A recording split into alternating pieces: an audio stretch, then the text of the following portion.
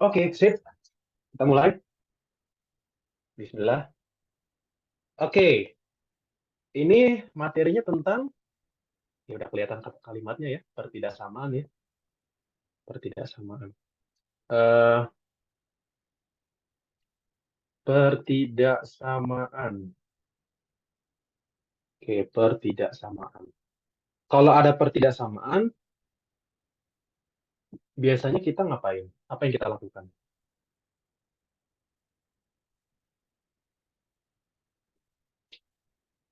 Apa yang kita lakukan? Ya, jadi kita kalau bisa jangan satu arah ya, kita dua arah gitu, saling bereaksi, saling berespon.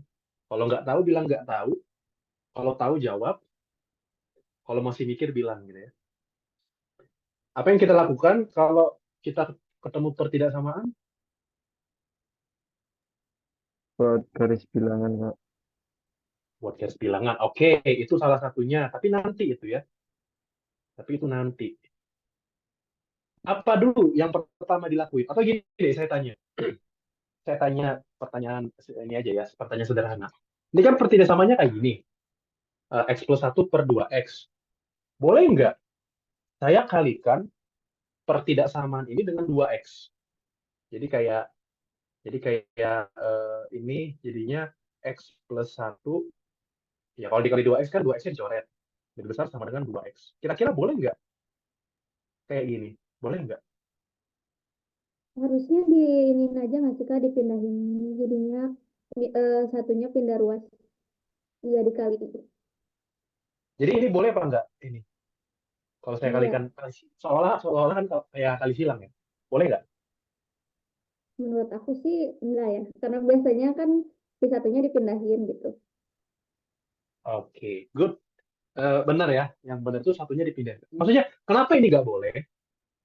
Bisa kasih tahu nggak alasan saya? Alasannya kenapa ini nggak boleh? Ini salah ini. Kalian nggak boleh kali silang di sini. Alasannya kenapa kira-kira? Nggak boleh. Kenapa nggak boleh kali silang?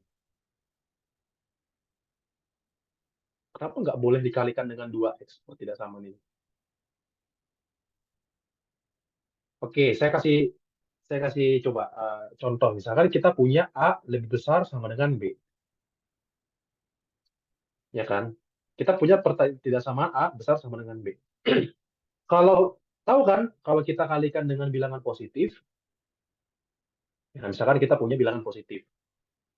Nah, kira-kira hubungan AC sama BC gimana? Berarti kan kita kalikan C kan ya, pertidaksamaannya. Kira-kira tandanya tetap apa berubah? Ini Tetap Kak. tetap lah ya, kan dikalikan bilangan positif. Oke, jadi kayak gitu. Tapi kalau misalkan kita kalikan dengan bilangan negatif, kita kalikan dengan bilangan negatif, AC sama BC hubungannya apa? Tandanya berubah nggak? Berubah. Berubah. Ya, ya kalau nggak percaya silakan aja coba bayangkan misalkan kita punya dua lebih besar sama dengan satu. Terus kita kalikan dengan min satu, min dua sama min satu. Jadinya lebih besar min satu kan? Gitu. Kalau dikalikan bilangan negatif tandanya berubah. Dikali atau dibagi ya sama aja ya. Dikalikan bilangan negatif tandanya berubah. Pertanyaan saya, 2X itu positif atau negatif? Bisa dua-duanya kan ya? Iya, karena si 2X itu bisa positif, bisa negatif. Kita kan nggak tahu, ini tuh lebih besar atau lebih kecil. Nah, jadi yang mau saya bilang adalah eh, dilarang gitu ya, dilarang mengalihkan pertidaksamaan, mengalihkan, mengalihkan pertaksamaan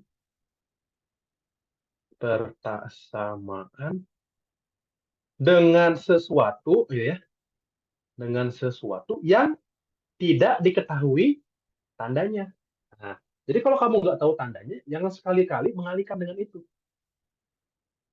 Karena masalah ini, tandanya berubah atau enggak? Masalahnya itu ya, tandanya berubah atau enggak itu masalahnya.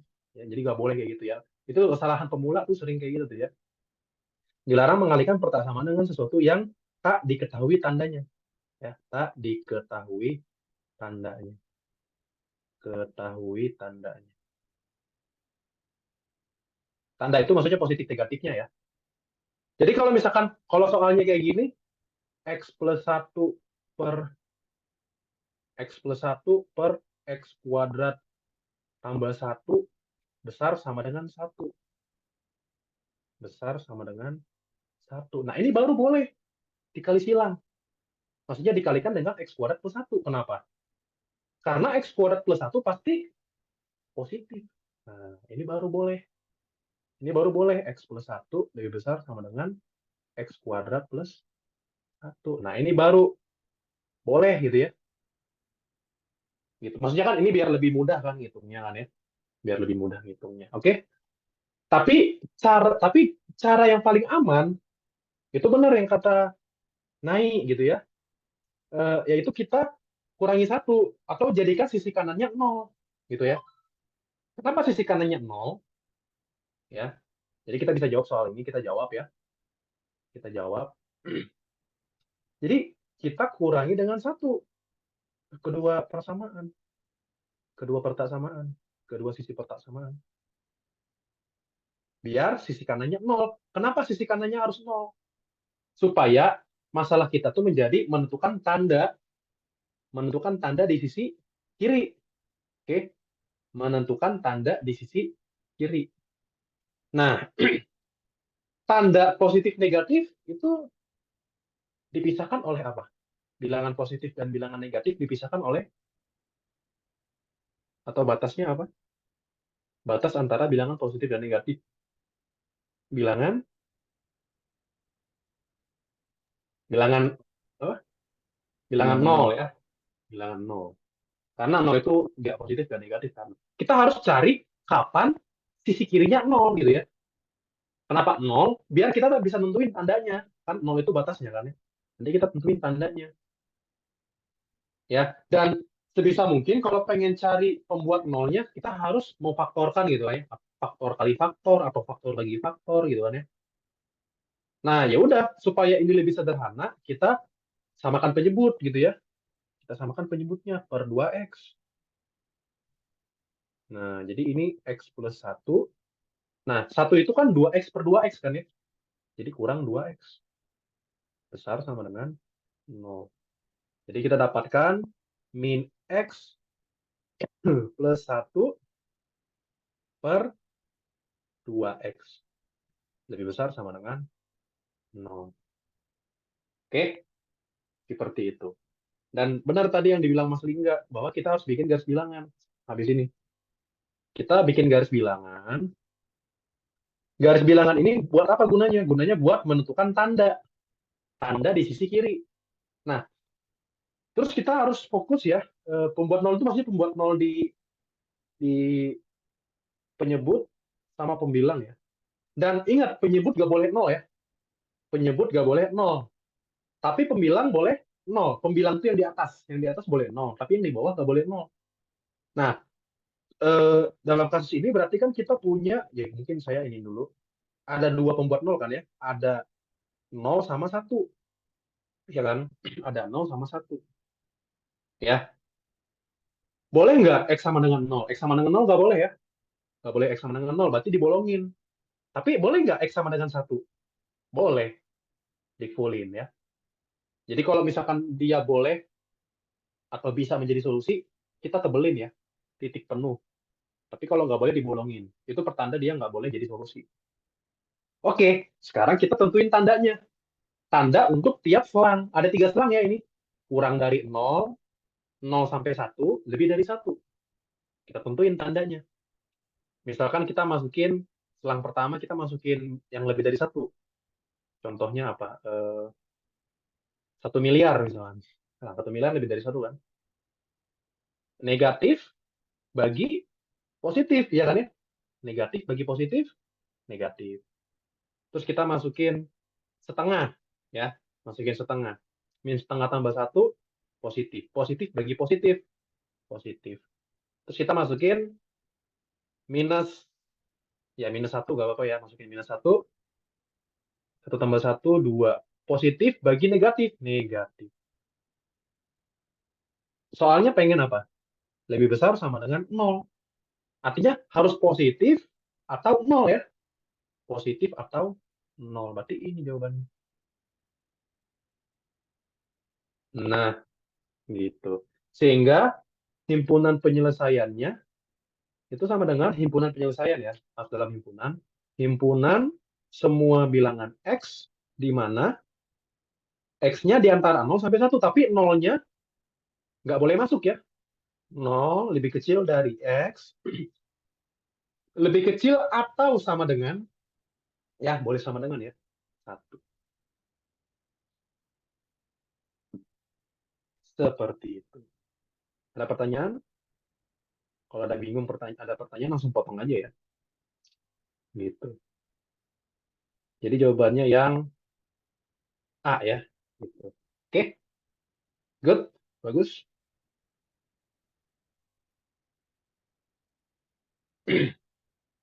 Oke, ini harusnya nggak sulit ya. Ini harusnya nggak sulit ya. Harusnya nggak sulit. Komposisi, ya komposisi mah ini ya. Kalau kita punya FOG-2 itu artinya FG-2, oke? Nah, apa ya G-2? Hitung dulu G-2. G-2 apa? G-2 berarti ini nih. X kuadrat tambah 2X, X-nya min 2. Min 2 kuadrat tambah 2 kali min 2 gitu ya. Sama dengan F min 2 kuadrat 4. 2 kali min 2 min 4. Nah, gitu ya. Sama dengan F 0. Oke, belum beres ya F0. F0 berarti itu akar X plus 1, X-nya 0. Berarti akar 0 plus 1. 1 ya. Gampang ya. Lanjut. Aman ya, aman ya. Lanjut. Ya kalau ada request soal, bilang aja ya. Saya ngikut aja. Tapi kalau nggak ada, ya wes lah. Yang penting kita kerjain soal apapun. Oke, identitas yang benar adalah, coba. Yang pertama, benar atau salah? Benar. Benar, ini jelas ya. Namanya ini identitas Pitagoras ya. Identitas Pitagoras. Ini benar. 2, benar atau salah? Salah. Salah. Kenapa salah? Harusnya tandanya negatif. Iya, good. Harusnya ini minus ya. Oke, 3, benar atau salah? Nah, ini agak mikir ya. Ini baru agak mikir nih. Benar atau salah? Nah, untuk mengetahui benar atau salah bisa tebak? Benar. Benar ya. Tapi kalau misalkan barangkali kalian ada yang lupa gitu sifatnya, sifat trigonometrinya. Kita pakai sifat yang ini, mulai dari sifat cos 2 theta. Cos 2 theta. Cos 2 theta itu taunya dari mana? Dari cos alpha plus beta. Jadi kita tulis cos theta tambah theta. Ya dong. 2 theta kan theta tambah theta. Ya nggak? Nah, berarti kan cos theta tambah theta itu cos theta kurang sin theta. Ya nggak? Cos theta cos kuadrat theta. Kurang sin theta sin kuadrat theta. Oke. Nah, terus nah, nanti kita pakai sifat ini, pakai sifat yang nomor 1. Dari sifat nomor 1 ya, dari sifat nomor 1 kan tadi kita punya sin kuadrat theta tambah cos kuadrat theta sama dengan 1. Ya kita bisa ubah cos kuadrat theta sama dengan sesuatu, kita ganti cos kuadrat tetanya atau kita ganti sin kuadrat tetanya. Ya, bebas ya. Dalam kasus ini kita ganti cos kuadrat tetanya.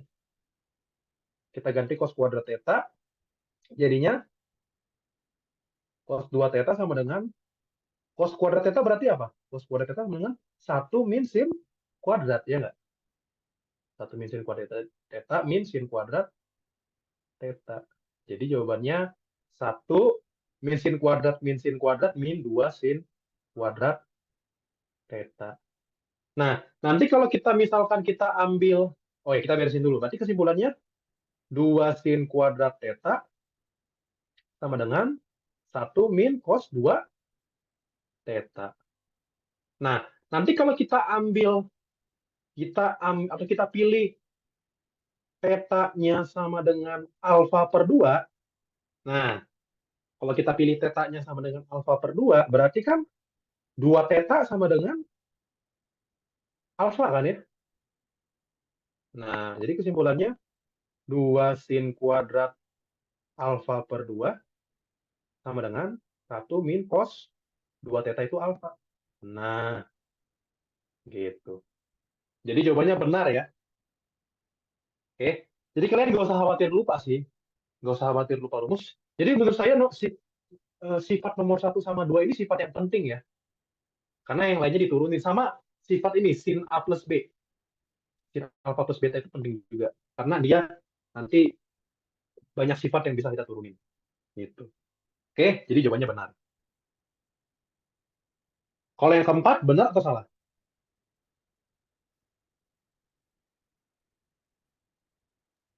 Salah. Salah. Kenapa salah? Karena harusnya tan kuadrat theta ditambah 1 sama dengan sekan kuadrat theta. Kalau mau benar gitu. Tadi apa? Tan kuadrat. Tadi gimana sifatnya? Tan kuadrat theta ditambah 1 sama dengan sekan kuadrat theta. Oh, tan kuadrat tambah 1 sama dengan sekan kuadrat theta. Oh iya, harusnya ini minus gitu ya. Kalau setara dengan ininya minus ya. Coba nanti kita lihat. Tapi kalau misalkan lupa, Kak, saya lupa nih rumusnya. Gak usah khawatir. Kalau kalian lupa, balik lagi ke sifat nomor 1. Ya, balik lagi ke sifat nomor 1. Sin kuadrat theta tambah cos kuadrat theta sama dengan 1.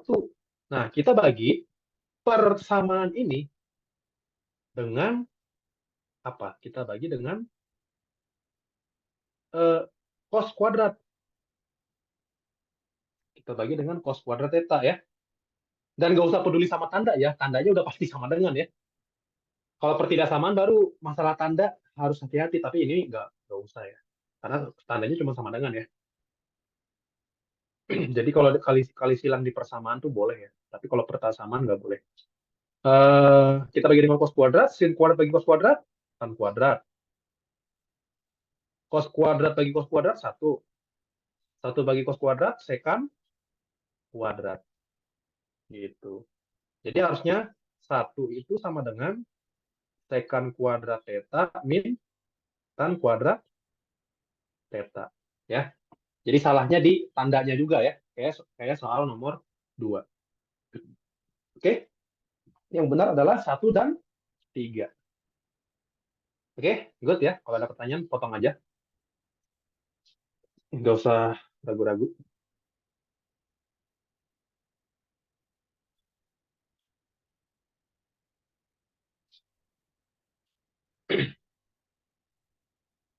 Oke, ini pertidaksamaan mutlak. Gimana? Ini akan mengakibatkan apa?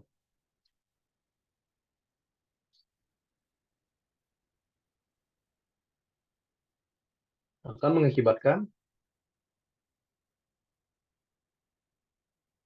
gimana?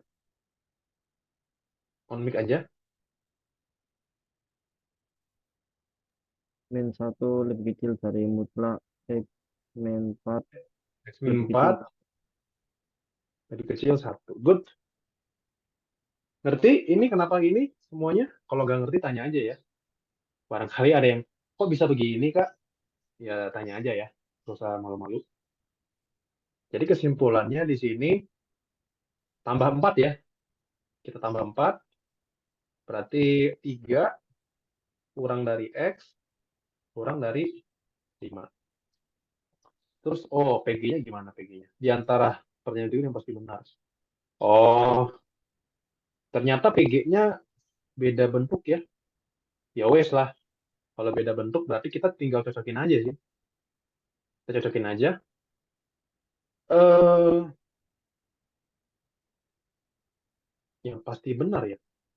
Harusnya kan 3 sampai 5 ya. Tapi ini 4/5. Sebenarnya kalau bisa sih kita jawabnya itu yang paling apa ya? Yang paling lengkap ya, atau yang paling tepat.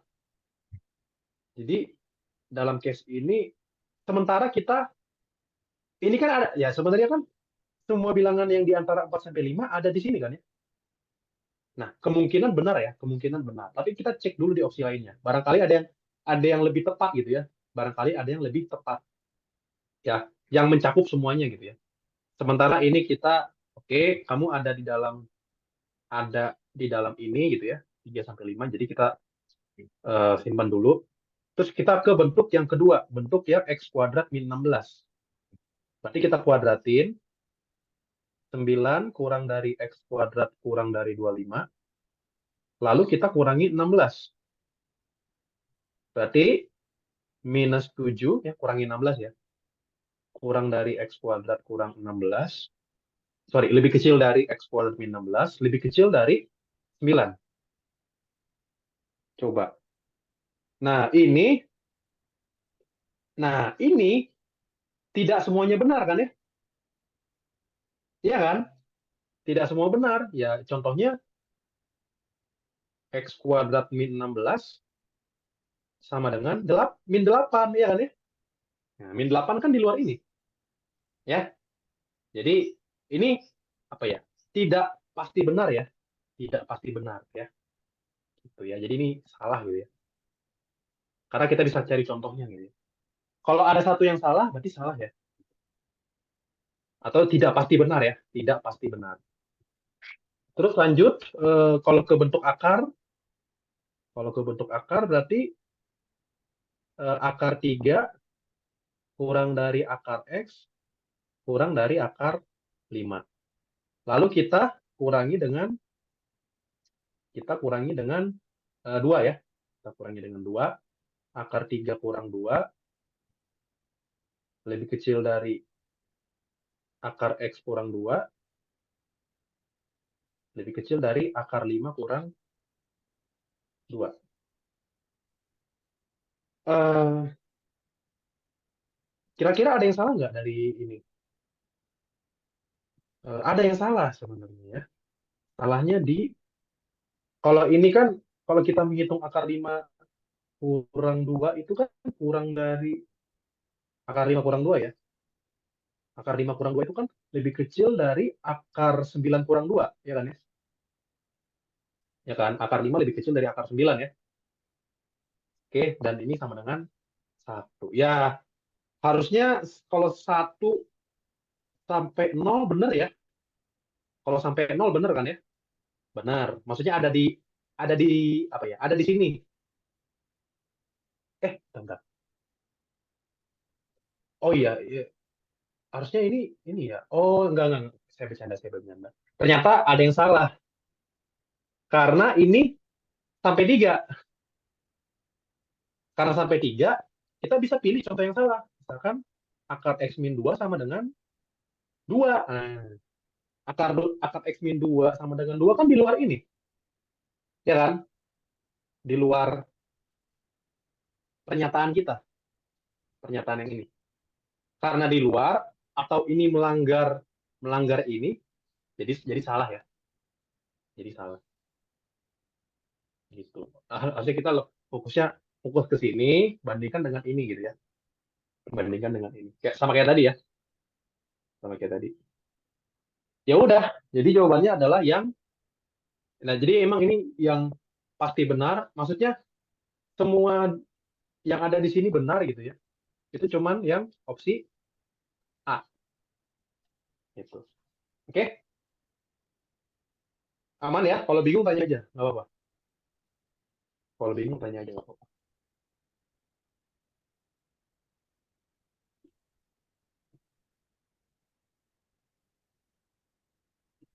Terus kalau ada request soal juga nggak apa-apa ya, bilang aja. Soal atau materi, apapun itu.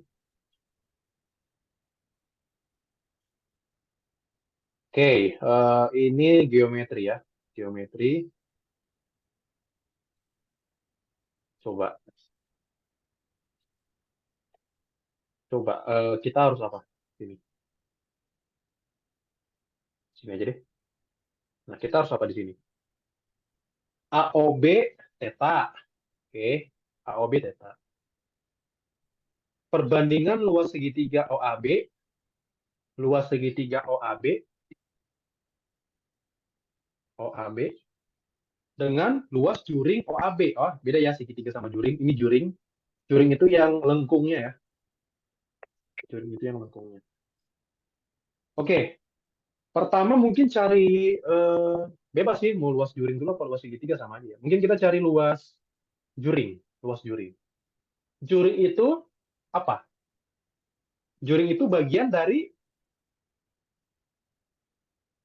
luas atau keliling. Juring bagian dari luas lingkaran atau keliling lingkaran. Luas lingkaran ya. Juring adalah bagian dari luas lingkaran ya. Juring itu kayak potongan pizza gitu ya. Eh, terus bagiannya itu, bagaimana kita tahu bagiannya? Dari sudut, ya dari sudut pusat, ya. Jadi kalau untuk menghitung luas juring OAB,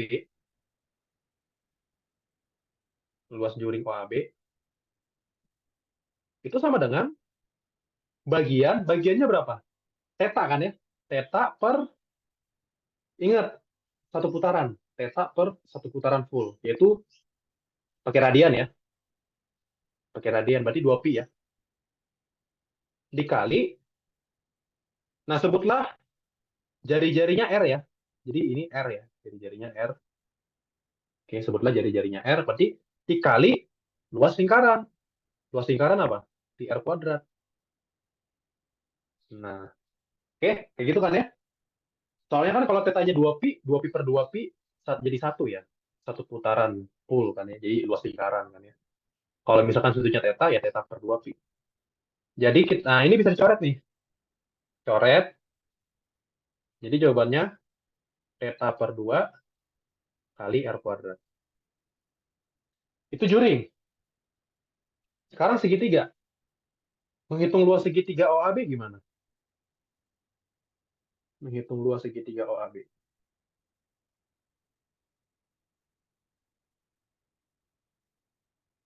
Luas segitiga gimana sih rumusnya? Setengah alas kali tinggi. Masalah kita adalah udah ada alasnya. Alasnya R ceritanya, ya kan ya? Kita udah nentuin nih alasnya R. Tinggal tingginya. Tingginya tuh yang ini. Oke, ini tinggi, sebutlah T gitu kan.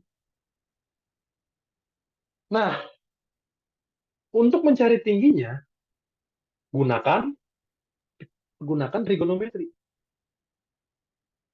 Ya, oke, gunakan trigonometri. Eh, trigonometrinya apa nih? Kita nggak bisa, kita nggak tahu sampingnya kan ya? Kita nggak tahu samping theta. Tapi yang kita tahu miring theta. Miring tetanya apa? R juga ya? Ya kan? OA itu kan R kan? Nah, sekarang trigonometri apa yang membandingkan depan sama miring? Sin. Sin. Berarti sin theta sama dengan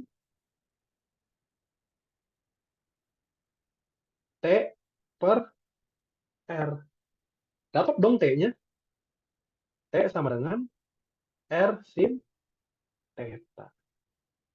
Gitu ya. Sehingga kita punya luas segitiga OAB itu setengah alasnya R kali tinggi. Berarti setengah R dikali tingginya R sin theta. Gitu. Jadi sama dengan eh, ya setengah R kuadrat sin theta. Atau biar ini deh, biar bentuknya mirip. Sin theta per 2 dikali R kuadrat. Nah, sehingga ya udah, sehingga luas segitiga dibandingkan dengan luas juring itu sama dengan theta per 2, sorry, sin theta per 2 sin theta per 2 R kuadrat per theta per 2 R kuadrat. Jelas banget ya jawabannya sin theta per theta ya. Gitu. Oke? Sin theta per theta. Ya, ada jawabannya. Dan apa sih makna dari ini juga? Makna dari soal ini, makna lainnya? Sebenarnya kalau saya tanya, ketika tetanya menuju 0, tetanya menuju 0, makin kecil sudutnya, kira-kira si si error ini makin kecil nggak? Atau luasnya makin sama nggak? Luasnya makin sama kan ya? Ya kan? Luasnya makin sama karena si si apa ya? Si ininya tuh lama-lama hilang gitu loh. Lama-lama berkurang, lama-lama menuju 0 gitu ya. Jadi kalau mungkin interpretasinya ya, saat theta menuju 0, theta menuju 0, perbandingannya itu satu gitu ya. Perbandingannya perbandingannya menuju ya, menuju satu ya, 1:1 gitu kan ya. Dengan demikian kita bisa bilang kalau kita limitkan limit theta menuju 0 dari sin theta per theta sama dengan satu. Nah, ini kan yang kalian mungkin tahu gitu kan ya. Nah, alasannya ini sebenarnya. Atau kalau misalkan ya kalian kan mungkin di SMA cuman terima jadi kan ya, tanpa tahu alasannya kan ya. Tapi ini salah satu alasannya kenapa sin theta per theta ketika tetanya menuju 0 jawabannya satu. Oke? Seperti itu. Ya ini biar ya FYI aja gitu ya. Biar tahu gitu ya.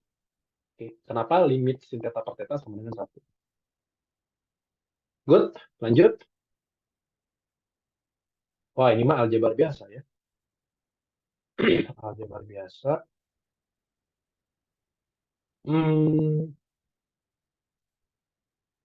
cara ngerjainnya macam-macam sih. Mau pakai sifat apa ya? Sebenarnya kita bisa pakai beberapa sifat sih. Mau pakai sifat X pangkat 3 min Y pangkat 3 sama dengan eh, X min Y dikali X kuadrat plus XY plus Y kuadrat. Tapi kayaknya kalau kita pakai sifat ini, menghitung A plus H kuadratnya mager ya. Menghitung A plus H kuadrat. Mager kan ya? Nah, mungkin kita ya udahlah. Kita pakai sifat X plus Y pangkat 3 aja. X plus Y pangkat 3 sifatnya gimana? X pangkat 3 tambah 3X kuadrat Y tambah 3XY kuadrat tambah Y pangkat 3. Ya, you know lah, kalau X plus Y pangkat N itu kita ingat aja. Ingat apa? Segitiga Pascal ya. Kalau misalkan ada X plus Y pangkat 5 itu, atau X plus Y pangkat 6, segitiga Pascal. Ini, ini segitiga Pascal di urutan keempat ya. Ya, urutan keempat. 1, 3, 3, 1. Oke, nah kita pakai yang ini aja ya. Jadi ini bakal sama dengan bakal sama dengan eh, A pangkat 3 kan ya, tambah 3A kuadrat H, tambah 3AH kuadrat, tambah H pangkat 3. Itu kurangi A pangkat 3 per H.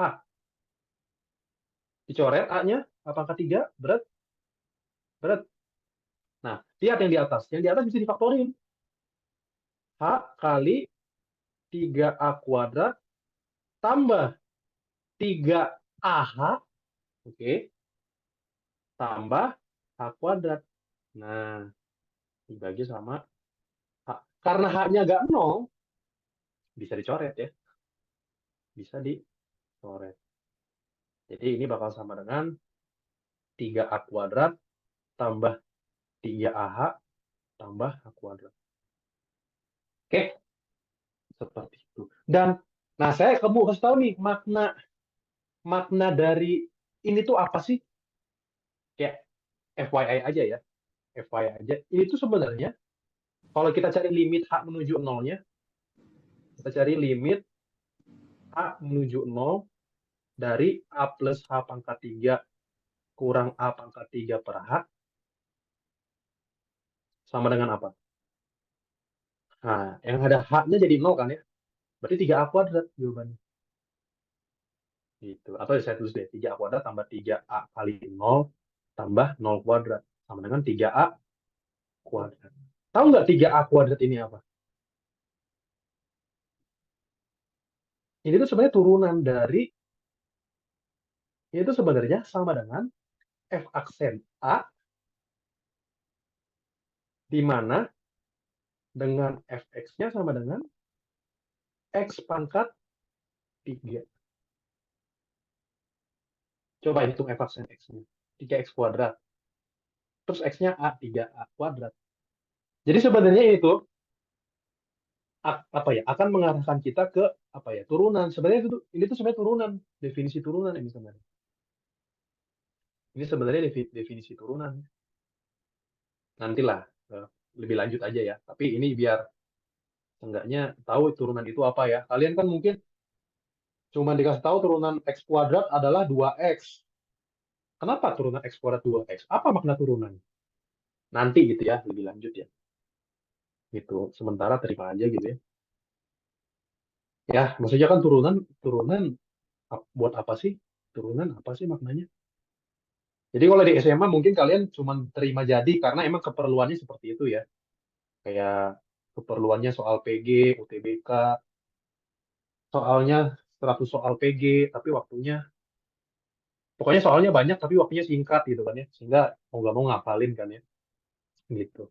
Tapi kalau di kuliah saran saya sih ya, kalau ketemu sesuatu, itu coba ditanya, kenapa sih bisa begitu? Karena kalau kita cuma sekedar menghafal, sekedar ngafalin doang, ngafal doang ya, sekedar ngafalin tanpa paham, itu ya cepat lupa gitu ya. Jadi kayak gitu.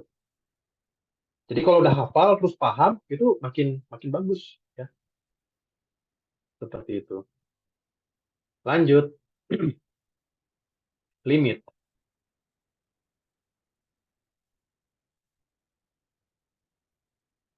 Nah, kalau ada limit, yang pertama kita lakuin apa? Yang pertama ya coba substitusi dulu. Siapa tahu, siapa tahu hasilnya tuh langsung angka gitu ya, atau hasilnya tuh langsung bentuk-bentuk yang tentu ya. Tapi ternyata pas kita masukin bentuknya 0 per 0. Nah, 0 per 0 itu nggak ada maknanya ya, atau gagal di substitusi. Nah, kalau misalkan substitusi gagal, selanjutnya apa? Faktorisasi. Faktorin, betul. Kenapa difaktorin? Supaya yang membuat 0 itu hilang. Yang membuat 0 per 0 itu hilang. Ya, ini kan 0 per 0 bentuknya kan ya. Nah, kalau kita faktorin, yang bentuknya 0 per 0 bakal muncul dan bisa kita cancel. Gitu ya. Jadinya limit X menuju 1. Oke, berarti kan ini X kali X kuadrat min 1 ya. Per X kali X min 1. Ya, di sini X-nya bisa coret ya. Saya bisa coret, oke. Habis itu faktorin lagi tuh. Karena masih 0 per 0 ya. Masih 0 per 0, kita faktorin lagi. X kuadrat min 1 adalah X min 1, X plus 1 per X min 1. Nah, ini bisa dicoret. Lalu, baru ini bisa disubstitusi. Udah, itu. Oke? Aman?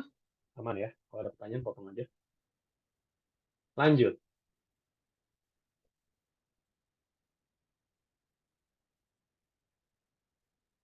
Nah, kalau ini gimana?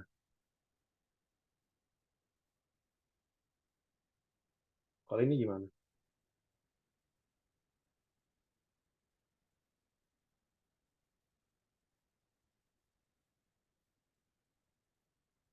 Kalau ini gimana coba? Gimana? Apa yang kita lakukan?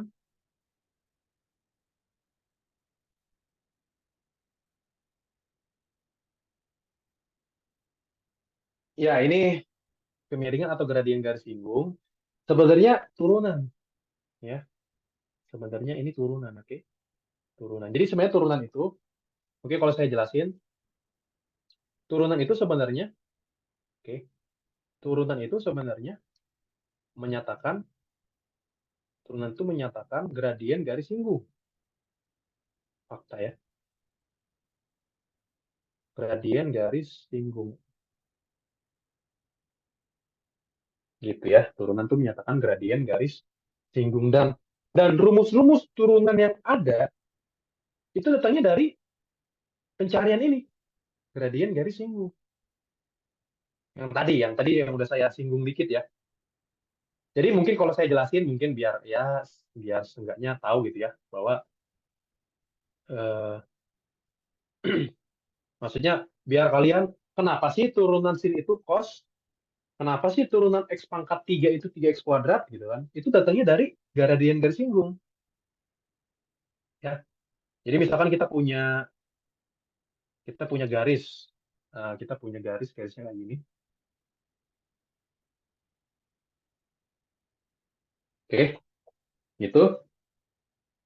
Terus kita fokus ke mungkin gua naikin dikit.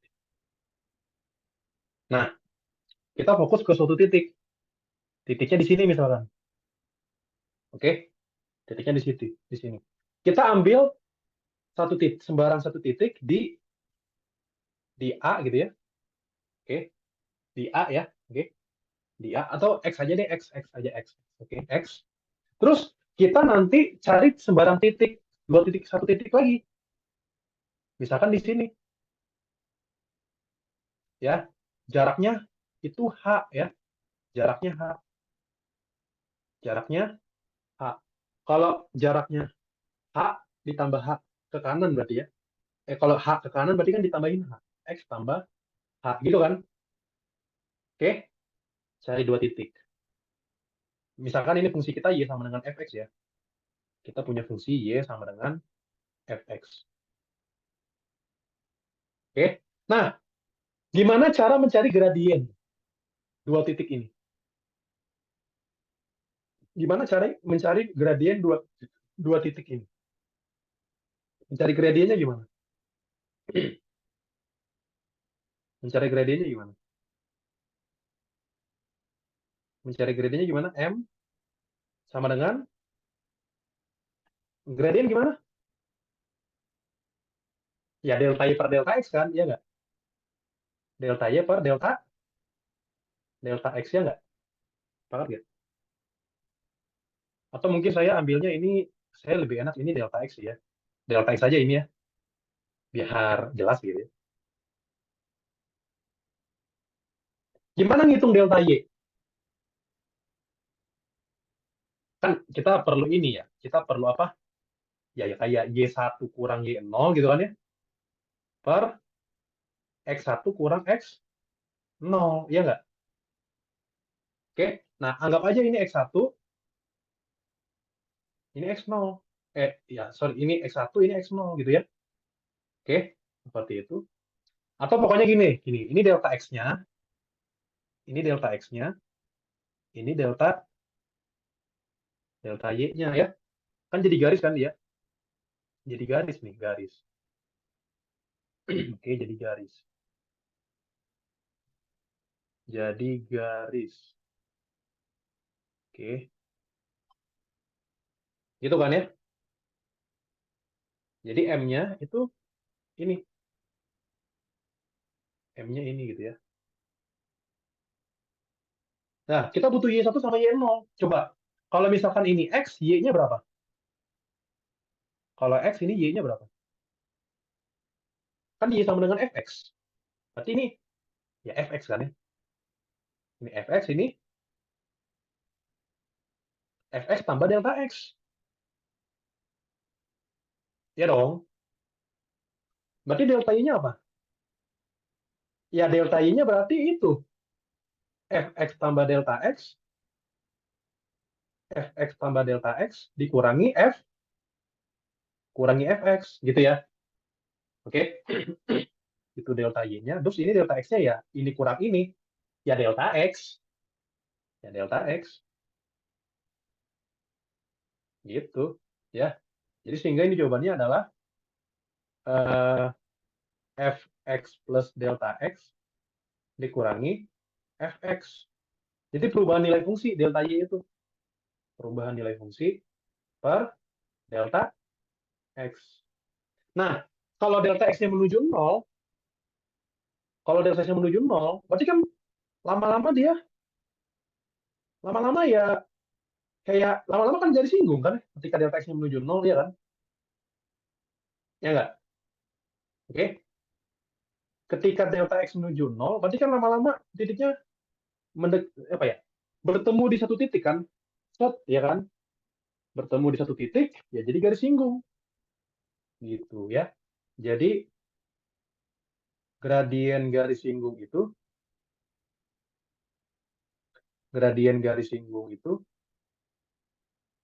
ketika delta x-nya menuju 0. Nah, oke.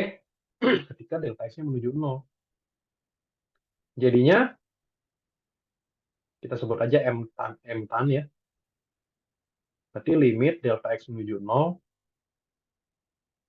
dari delta y per delta x. Gitu ya. Dan memang seringkali ketika delta x-nya sangat kecil itu namanya dy per dx.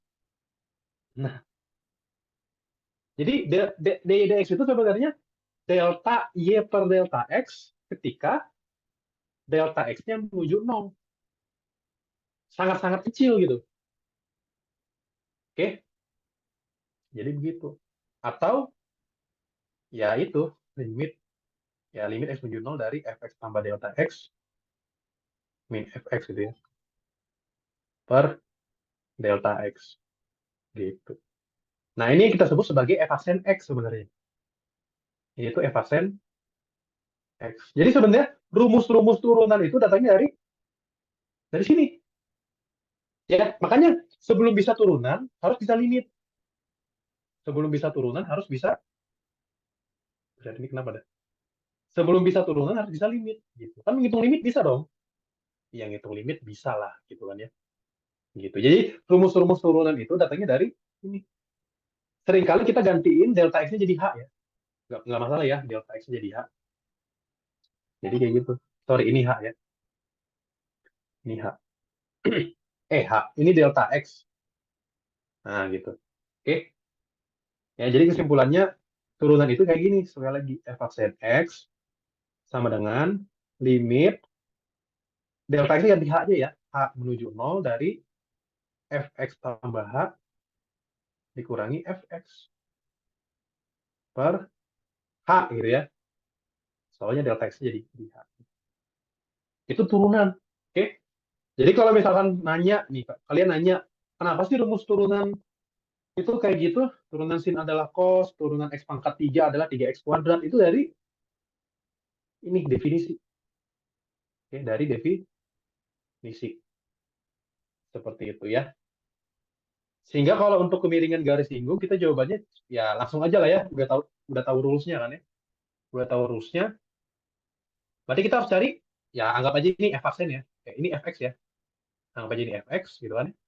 Berarti gradien garis singgung di x gitu ya. X-nya 1, ya f-aksen 1 jawabannya. F-aksen 1. Oke.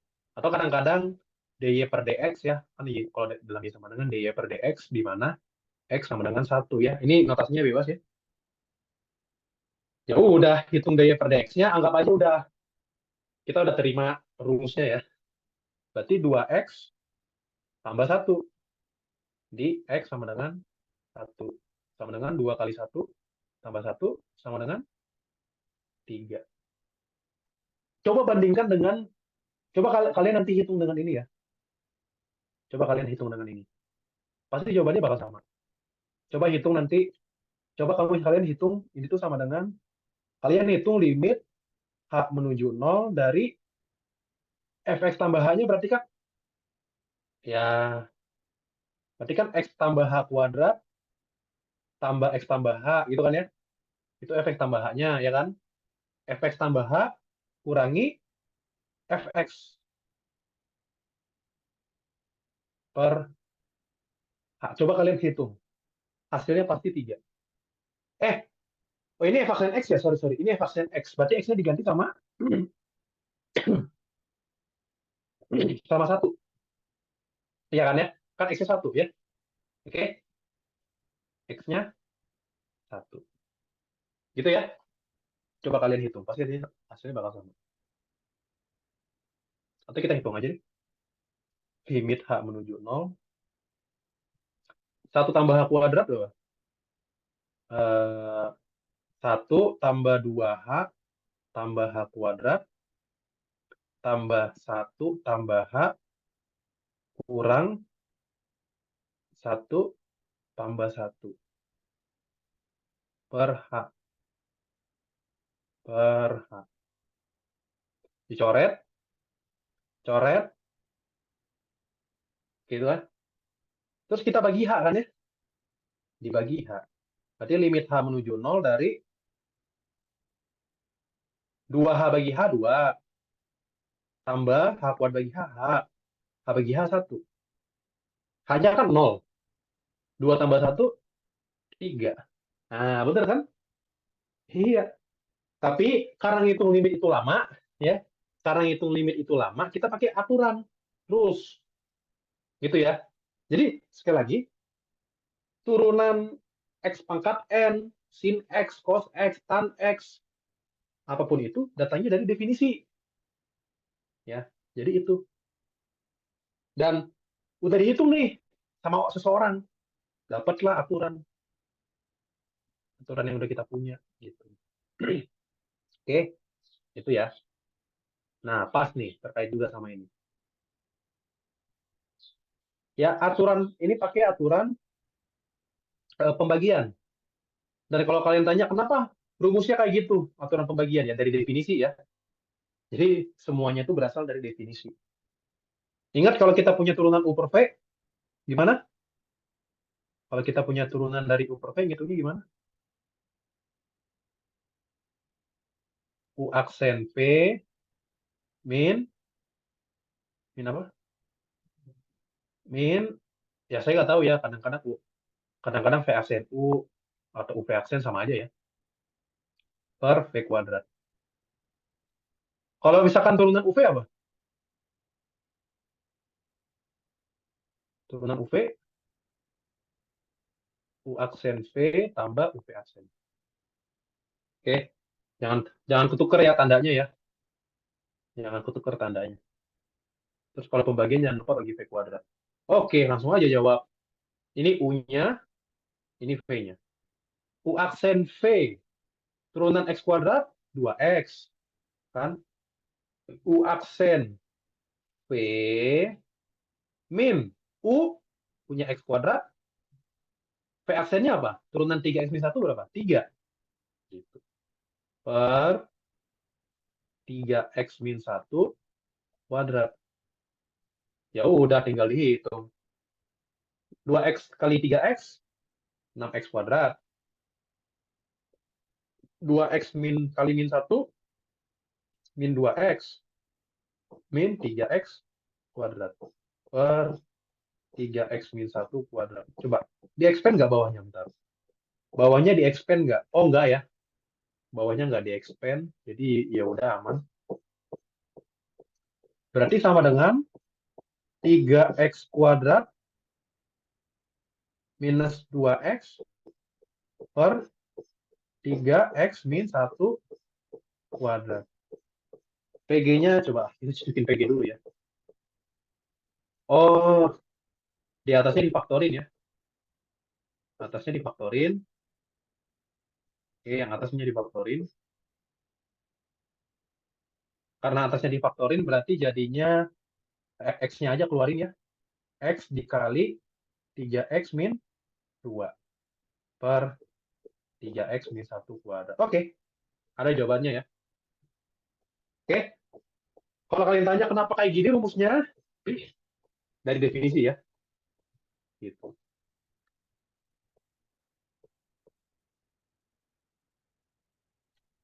Nah, ini kayak ini mas sebenarnya lebih ke apa ya?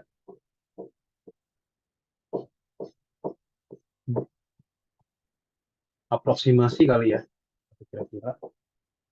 Coba bisa jawab nggak bilangan di antara bilangan berikut yang paling dekat dengan akar 20,5 itu apa? 4,5. Kenapa bisa begitu? Karena akar 20,5-nya itu lebih dari akar 16, tapi kurang dari akar 25. Jadi perkiraannya di sana. Oke, betul ya. Karena kita tahu 16 kurang dari 20,5 kurang dari 25. Sehingga kalau kita akarin, 4 kurang dari akar 20,5 kurang dari 5 gitu. Tapi alasanmu tuh kurang tepat sebenarnya. Kalau soalnya diganti, kalau misalnya diganti jadi 16,5, kan 16,5 di antara 16 sama 25. Tapi lebih dekat ke 4 kan? Ya nggak? Alasanmu kurang valid. Tahu nggak apa alasannya? Kenapa bisa ada yang bisa jawab nggak kenapa jawabannya 4,5? Saya pengen jawabannya yang valid. Alasannya yang valid. Ya walaupun ya maksudnya kan kalau kita jawabannya benar tapi caranya salah kan namanya hoki kan ya, namanya beruntung. Ya. Kalau nggak beruntung gimana kayak gini? Ya kan? Nah, itu jadi masalah kan? Alasan validnya apa? Ya alasan validnya adalah kamu harus ngitung 4,5 kuadrat dulu. Kamu harus ngitung 4,5 kuadrat, harus. Karena kalau misalkan soalnya diganti nih, ini kan kalau 16,5 mungkin jelas deketnya ke 4 ya. Kalau akar 16,5 kan deketnya ke 4 ya, jelas ya. Lebih dekat ke 4. Tapi gimana kalau misalkan soalnya diganti? Misalkan soalnya diedit ya. Eh, Bilangan, misalkan soalnya ada soal lain ya. Bilangan yang terdekat gitu ya. Bilangan yang paling dekat. Soalnya saya edit. Dekat dengan akar, misalkan akar berapa? Antara, gitu dulu, kita hitung dulu 4,5 kuadrat ya. Kita hitung dulu 4,5 kuadrat. Itu sama dengan 20,25. Harusnya nggak sulit ya menghitung 4,5 kuadrat ya. Nggak sulit, 20,25 gitu kan ya. Oke. Dan ternyata 20,5 lebih dekat ke 20,25 daripada ke 16, daripada ke 25 gitu ya. Gitu. Ya, jadi itulah alasannya akar 20,5 lebih dekat ke sini. Oke, seperti itu. Enggak sih. Eh, Bisa aja akar 20,5 lebih dekat ke 5. Ya maksudnya kan, gimana ya bilangnya ya? Kurang valid juga kalau kita ngitung 4,5 kuadrat doang. Kurang valid kalau kita ngitung 4. Tapi secara apa ya? Secara intuisi emang jawabannya 4,5 ya. Secara intuisi gitu ya. Tapi kalau secara analitik, secara teori itu belum resmi, belum valid. Ya, belum valid. Karena yang pasti kita tahu, jadi kita mempersempit selangnya kan ya. Jadinya kita punya 4,5 kurang dari akar 20,5 kurang dari 5. Baru sampai situ. Berarti kita harus ya antara ini sama ini, berarti kita harus cari tengah-tengahnya lagi gitu ceritanya ya. Jadi ya udahlah, pokoknya lebih dekat ke 4,5 ya gara-gara ini. Oke, seperti itu ya. Kalau secara intuisi nggak apa-apa, silakan jawab secara intuisi. Jadi kalau misalkan soalnya saya ganti, bilangan yang paling dekat dengan akar antara 20,25 sama 16, itu berapa? 16 sampai 20,25 tengah-tengahnya apa? 18,125 misalkan gitu soalnya. Nah, bingung kan kamu? 18,125 kira-kira lebih dekat ke ke 4 atau ke 4,5? Ada yang bisa kasih tahu caranya gimana untuk menentukan lebih dekat ke 4 atau 4,5?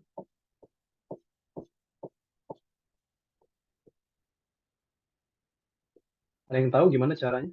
Ini kan 18,125 tuh benar-benar di tengah-tengah 16. Nah, mungkin alasan pertama kita tahu kalau 16 kurang dari 18,125 kurang dari 20,25. Oke. Sehingga 4 kurang dari akar 18,125 kurang dari 4,5. Oke. Gimana cara cari tahu lebih besar, lebih dekat ke 4 atau 4,5?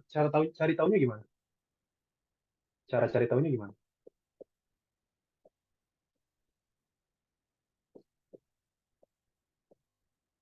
Kan di tengah-tengah banget nih.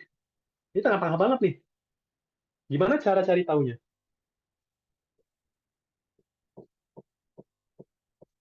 Kita perlu cari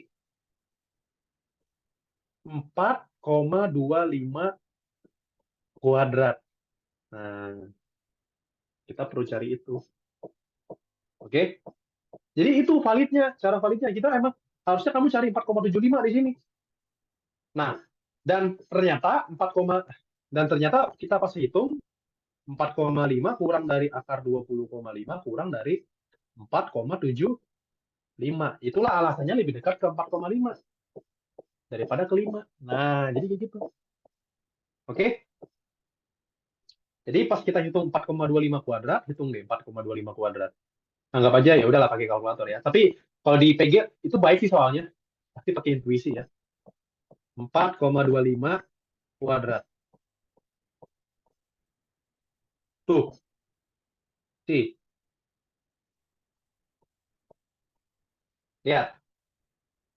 Jadi jawabannya lebih dekat ke, ya berarti kita lebih sempit sekarang. 18,0625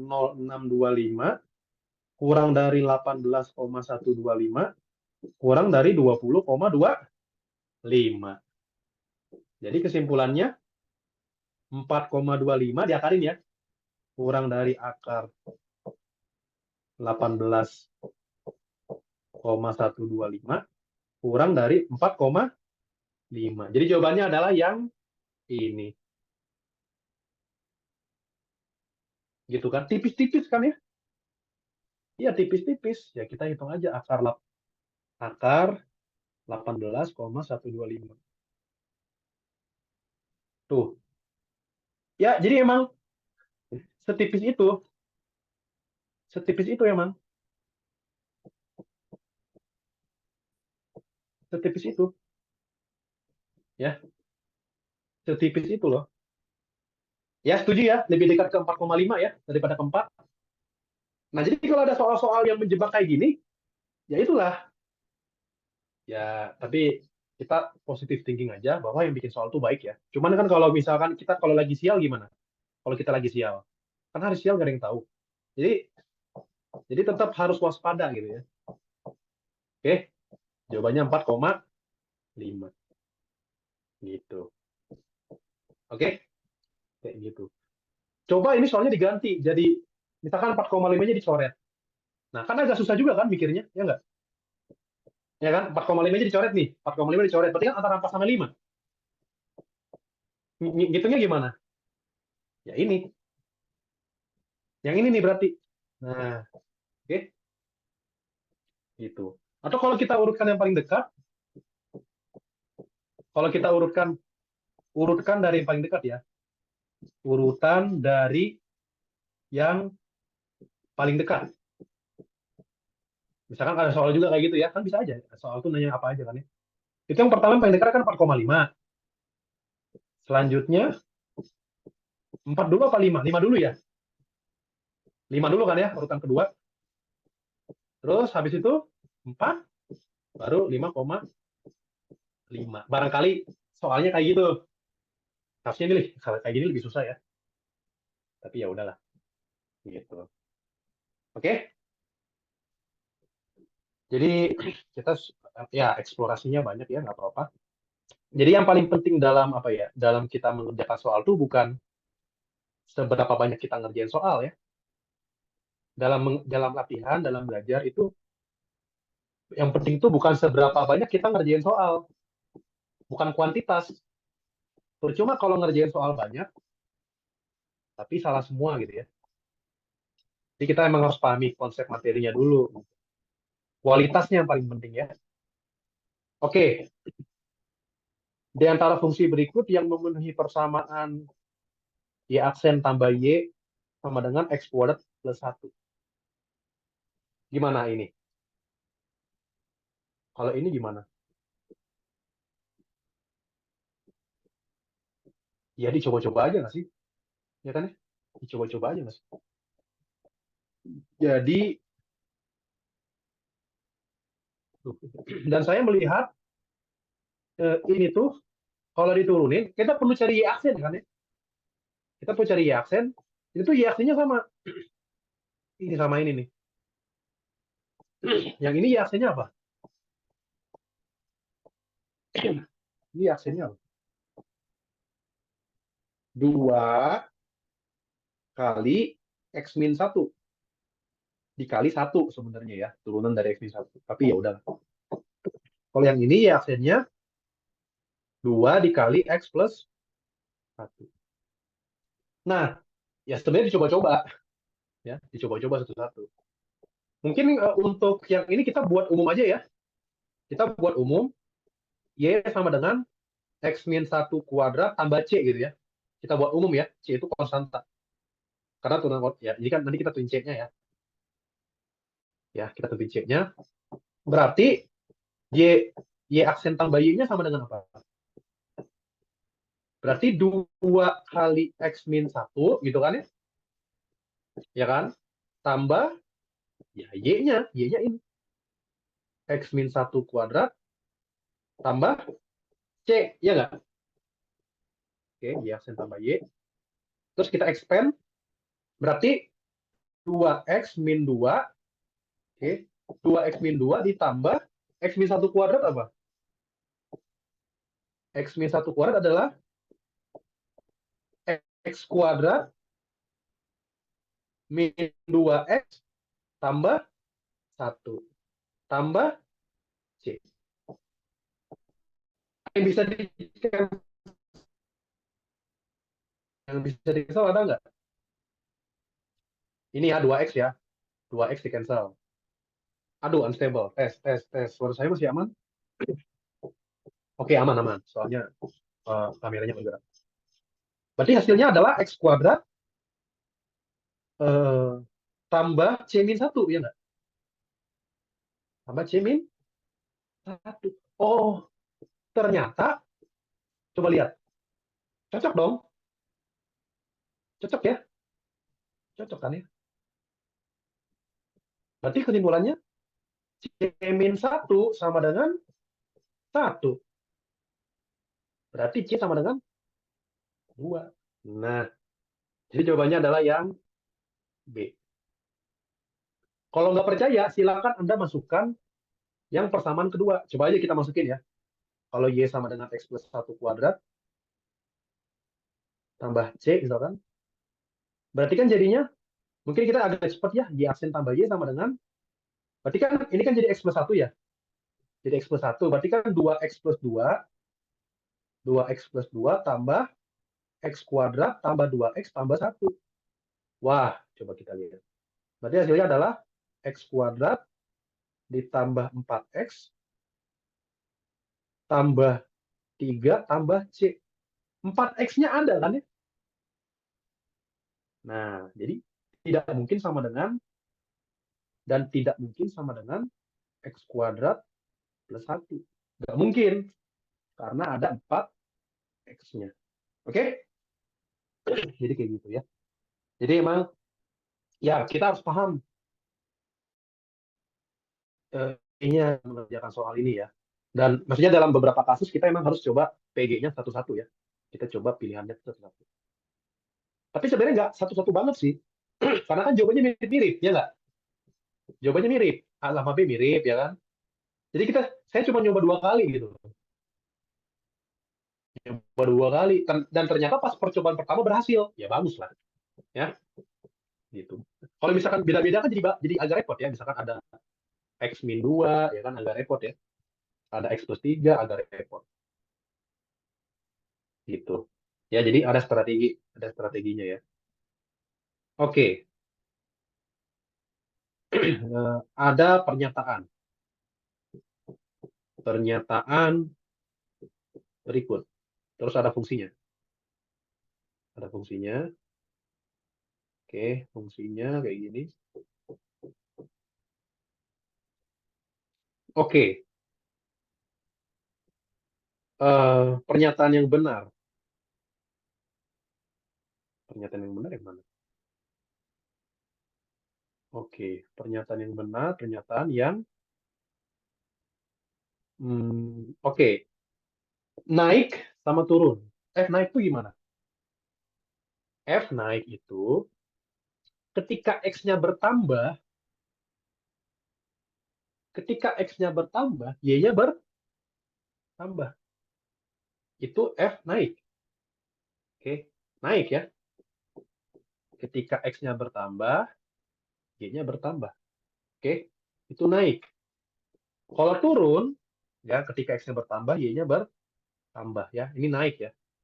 Naik.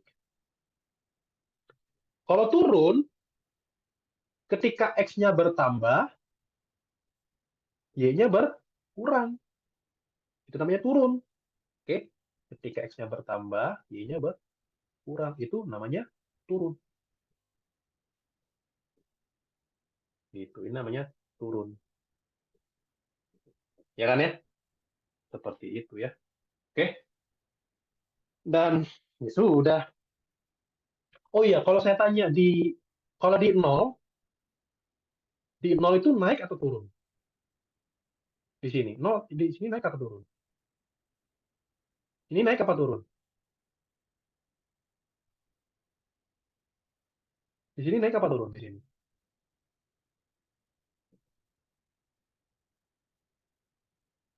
Ya, di sini tuh nggak naik, nggak turun. Karena kan dia ada, ya you know lah, dari, ya ini namanya nggak naik, nggak turun, namanya stasioner. Kalau pernah dengar, namanya stasioner. Ya, jadi ini tidak naik dan tidak turun di sini. Karena kan dia mau berubah dari turun ke naik. Nggak mungkin, ya maksudnya, ya you know lah, nggak mungkin langsung patah gitu ya. Kan ini kan nggak patah kan ya, gitu ya. Jadi ini tidak naik dan tidak turun gitu ya, dan tidak turun. Namanya stasioner ya, gitu. Yang kita sebut biasanya stasioner. Stasioner. Atau FYI aja ya. Stasioner itu F aksen sama dengan 0 ya. F aksen sama dengan 0. Kalau pernah dengar. Ya, stasioner itu titik yang turunannya 0. Oke. Jadi saya tuh kurang sepakat kalau ini kan, oh iya. Kalian ngerti gak notasi ini? Kurung siku. Notasi ini ngerti gak? Notasi, misalkan ini. Kurung siku C sampai B artinya apa? Kurung siku C sampai B artinya apa? On mic aja. Soalnya nggak kedengaran. Apa? Tahu? Kalau nggak tahu nggak apa-apa. Saya jelasin. Kurung siku C, B artinya apa? Dia lebih sama dengan X, X-nya lebih kecil sama dengan B. Good. Betul ya. Jadi kalau misalkan saya kasih tahu sekilas ya. Kalau misalkan kita punya A, B. Kalau kurung biasa itu dia apa ya, himpunan semua X di mana selang ya, ini selang namanya ya. Namanya notasi interval ya. Notasi interval atau selang gitu ya. Notasi interval atau selang. Jadi benar ya tadi yang kata Mas Lingga, bahwa dia tuh selang bilangan. Jadi kalau A, B, kalau kurung biasa itu dia apa ya? Nggak masuk ujungnya. Ujungnya nggak masuk. Tapi kalau kurung siku masuk. Gitu aja sih bedanya. Oke, gitu ya. Oke, ya you know lah ya kalau di garis bilangan. Kalau di garis bilangan ini kayak kayak ini bolong gitu ya. Ini bolong, gitu kan. Kalau yang ini eh, penuh karena masuk, gitu. Oke, itu sekilas saja tentang notasi interval. Nah, kita balik lagi ke soal. Oke, oke. Jadi naik pada pada apa? F naik pada F naik pada jelas ya dari A. Tapi kalau saya bilang A-nya itu nggak masuk ya. Dari A sampai 0, ya nggak? Sampai 0. Tapi nolnya masuk nggak? Nolnya nggak masuk sebenarnya. Karena kan 0 itu kan nggak naik nggak turun ya nggak? Makanya nolnya nggak masuk sebenarnya. Sebenarnya ini sebenarnya ya. Jawaban sebenarnya. Dan satu lagi dari C kan ya. Dari C sampai C-nya nggak masuk. Sampai B. Sebenarnya begitu. Sebenarnya ya. Kecuali F tidak turun. Nah, kalau tidak turun kan berarti bisa naik, bisa stasioner, ya kan ya? Kalau jawabannya tak, kalau jawabannya tak, tak apa ya, tak turun baru pakai kurung siku, gitu. Tapi ya udahlah kita maklumin aja. F turun pada 0 sampai C jelas. Oke, sekarang kalau maksimum minimum, ya kalau maksimum tahu lah ya, nilainya paling besar di antara semua semua selang ya, di antara semua selang. Nah, di antara selang A sampai B, yang paling besar di mana? Di X sama dengan B, good. Ini maksimum ya. Jadi F maksimum gitu aja ya. F maksimum di X sama dengan B. Satu lagi minimum di A.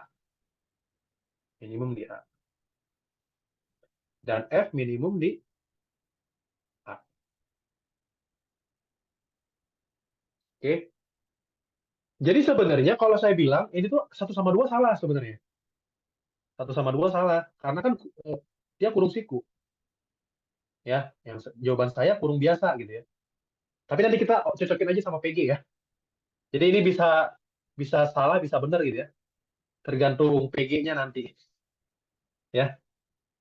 Jadi maksudnya kita maklumin aja lah ya. Anggap aja ya. Maksudnya coba lihat. Eh, 0 sama 0 ya kan? 0 sama 0 naik atau turun? Kan masa bisa ada titik yang naik sekaligus turun? Kan nggak mungkin kan? Kita ingat hidup ini pilihan, harus pilih gitu ya. Mau naik atau turun. Atau nggak kedua-duanya. Jadi kayak gitu. Atau golput. Gitu kan ya. Kebetulan masa 0 naik, 0, apa, ada satu titik yang naik sekaligus turun. Harusnya nggak mungkin ya. Makanya harusnya ini kurung sikunya dihapus. Harusnya ya. Jadi sementara jawabannya salah dulu ya. Sementara jawabannya salah dulu. Kalau nomor 3 benar karena ini kita udah cek. Kalau 4 salah. Jadi harusnya jawabannya tuh yang benar tuh yang 3 aja ya. Jawabannya adalah 3 saja. 3 saja gitu. Oke. Coba kita cek di apa namanya di opsinya. Oh nggak ada, Berarti 1 sama 2-nya dianggap benar ya. 1 2-nya dianggap benar, gitu ya. Ya udah lah ya. Yang paling mendekati aja ya. Maklumin aja deh, maklumin. Jadi jawabannya adalah yang 1 2 3. Tapi kalau misalkan ada opsi ya, ada opsi 3 saja, 3 saja yang benar, saya pilih yang ini. Oke? Kalau misalkan ada opsi 3 benar ya. Oke? Jadi kayak gitu. Ya emang gitulah ya kelemahan soal PG, bisa nggak ada jawabannya di opsi ya. Jadi kita cari yang paling mendekati aja. Atau tanya tanya ke pengawas sih kalau misalkan ada yang nggak dimengerti.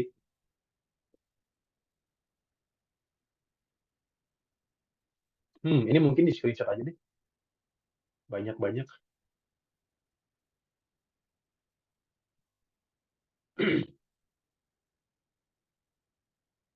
Mana ya? Oh ini.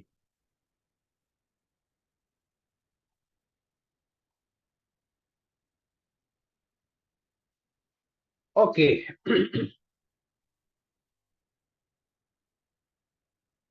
Coba. Diberikan fungsi fx sama dengan x min 1 yang warna merah dan gx sama dengan cos x yang warna biru. Mana pernyataan yang salah? Oke. Pernyataan pertama, benar atau salah?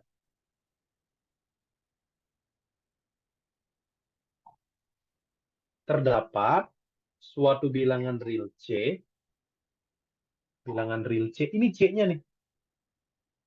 Ini C-nya.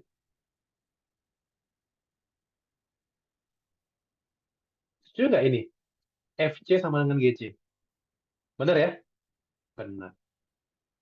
Oke, ini benar. Ya, maksudnya ini titik potong gitu ya. Titik potong. Titik potong. Titik potong fx sama gx ya. Titik potong fx sama gx. Mungkin saya bilang, maksudnya ini jawabannya titik potong gitu ya. Adanya di titik potong. Oke, yang kedua, benar atau salah? Wah, ini logika ini ya. Kuantor ini.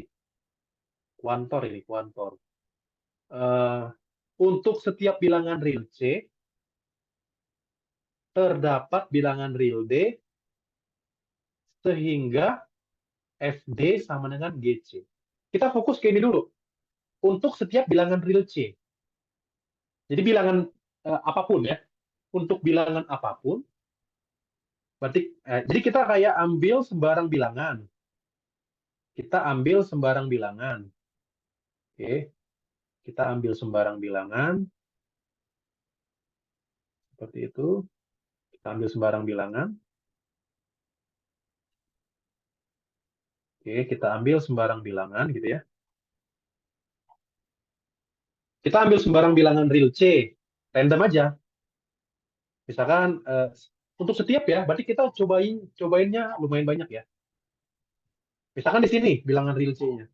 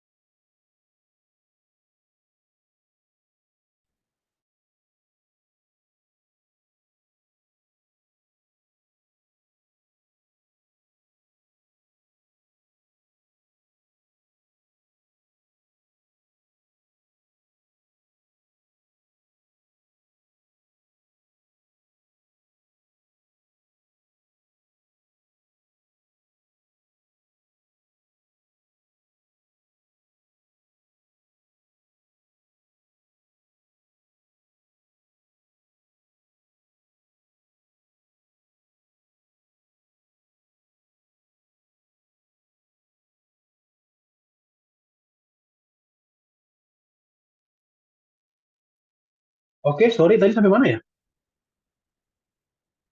Tadi sampai mana?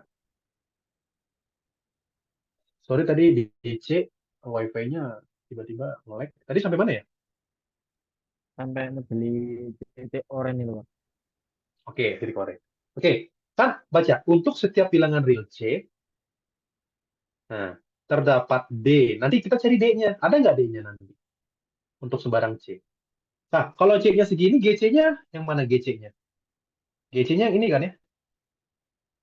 Ya kan? Ini GC-nya kan ya? Ini GC. GC-nya segini. Ada nggak D sehingga FD sama dengan GC? Ada. Yang mana D-nya? D-nya yang mana? D-nya yang ini. Nah, ya kan? Ini D-nya. Sepakat nggak? Ya dong. Ini kan FC sama dengan GD, ya nggak? FC sama dengan GD. Terus kalau ada C yang lain, misalkan C-nya C-nya di sini. Misalkan C-nya di sini. Berarti GC-nya apa GC-nya? GC-nya. GC-nya yang ini berarti.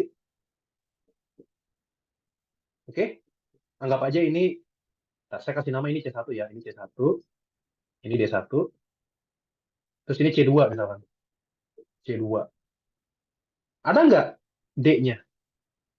Ada di sini D-nya. D-nya di sini.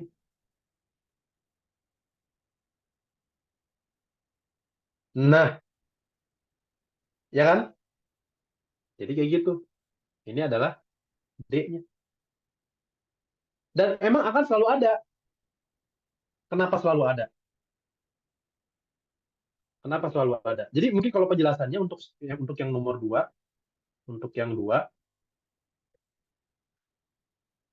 saya bilangnya untuk setiap C aja ya. Untuk setiap C gitu ya. Untuk setiap C, oke. Untuk setiap C itu apa? Untuk setiap C, GC apa tadi GC? GX kan cos X, berarti GC sama dengan cos C kan ya? GC sama dengan cos C. Saya tanya, nilai cos itu apa? Selangnya. Cos C itu selangnya apa? -1 sampai 1. Iya kan? -1 sampai 1. Nah, sekarang saya tanya, FD itu mungkin nggak nilai fx mungkin nggak dari -1 sampai 1? Ya, jawabannya mungkin kan ya? Jawabannya adalah mungkin gitu. Terus sedangkan gitu ya. Sedangkan fx itu nilainya bisa dibilang tuh apa ya? Sedangkan fx itu bisa apa aja gitu ya. Sedangkan fx itu bisa apa aja gitu ya. Bilangan real ya. Atau kalau dalam notasinya tuh notasi selangnya minta hingga sampai tak hingga gitu ya. Gitu ya. Ya udah. Jadi maka gitu ya. Maka ada D gitu ya. Maka ada D sehingga FD sama dengan GC. Pasti ya. Karena kan minta hingga sampai tak hingga si FX itu. Oke? Itu penjelasannya ya. Semoga paham. Kalau bingung tanya aja. Jadi jawabannya benar. Oke? Oke, kalau untuk yang sifat ketiga, benar atau salah? Nah, kalian nggak usah bingung ya. Kalian bisa, kalau saya pribadi, saya mulai dari sini dulu. Untuk setiap. Oke, untuk setiap bilangan real D ya. Untuk setiap bilangan real D. Berlaku FC lebih dari GD. Oke. Kita fokus ke untuk setiap bilangan real D. Berlaku FC lebih dari GD. Nah, kita tahu kalau, nah ini sebenarnya alasannya sama sih. Untuk, mungkin saya singkatin ya. Untuk setiap itu maksudnya gini ya. Untuk setiap ya. Gitu ya. Untuk setiap, for all ya. Ini dibacanya for all ya. Bahasa Inggrisnya for all atau untuk setiap atau untuk semua. Oke, ini namanya for all. Ini for all untuk setiap. Terus kalau misalkan terdapat, itu notasinya gini. Notasi ya, notasi aja ya. Ini notasinya. Bentar, gimana sih? Oh gini. Oke. Exist. Terdapat. Exist. Oke. Biar tahu gitu ya. Seperti itu. Saya kenalin dulu. Nah, jadi biar gercep aja sih nulisnya. Jadi untuk setiap D gitu kan ya. Untuk setiap D, berarti kita fokus ke GD. GD itu apa tadi GD? Ya GD kan ini kan ya. Berarti -1 lebih kecil sama dengan GD lebih kecil sama dengan 1. Sepakat? Sepakat. Kira-kira ada nggak bilangan yang lebih dari ini? Ada nggak FC supaya FC-nya lebih dari ini? Ya pasti. Nah, terdapat C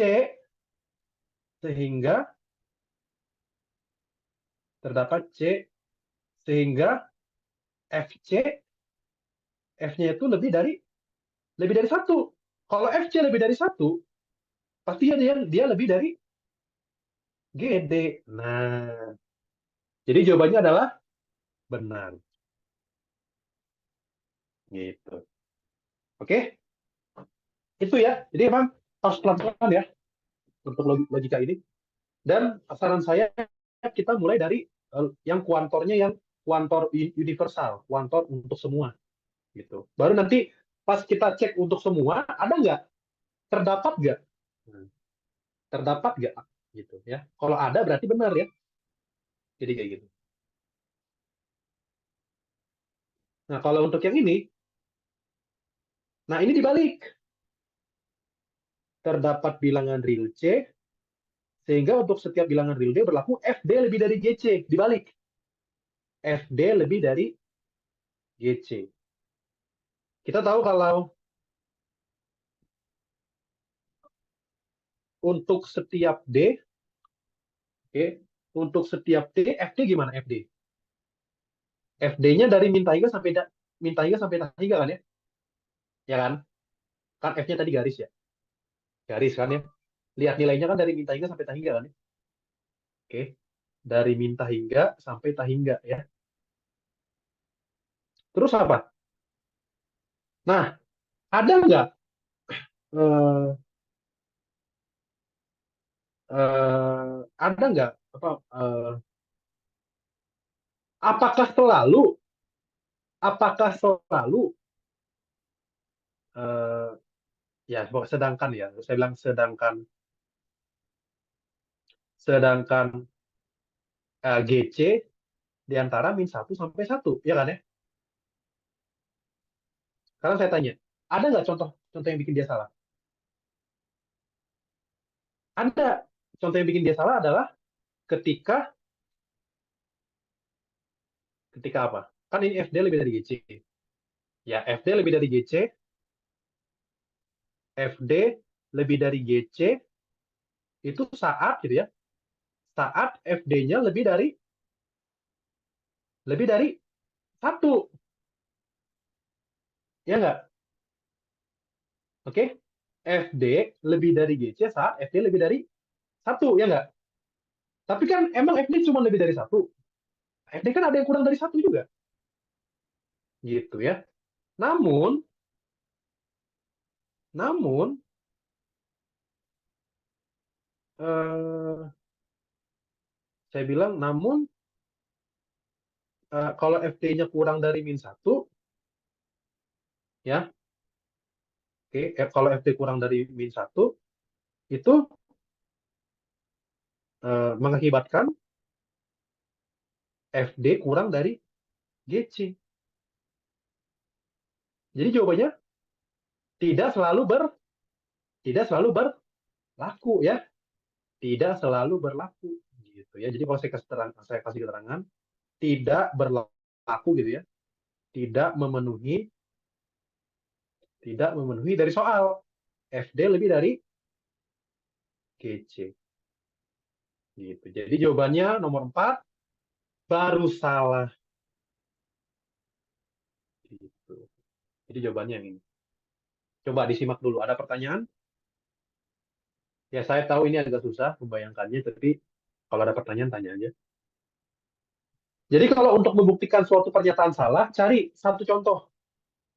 Cari satu contoh yang salah. Kayak tadi. Kayak yang mana ya tadi ya? Eh, yang mana tadi ya contoh? Ya kayak tadi lah. Tadi kan ada ya cara kita menentukan dia benar salah itu. Oh ya ini ya. Cara menentukan dia salah itu kan kita cari contoh. Ya. Kita cari contoh. Gitu. Oke. Jadi kayak gitu. Aman, aman. Ada pertanyaan? Kalau ada pertanyaan potong aja ya. Gitu. Lanjut. Oke, ini.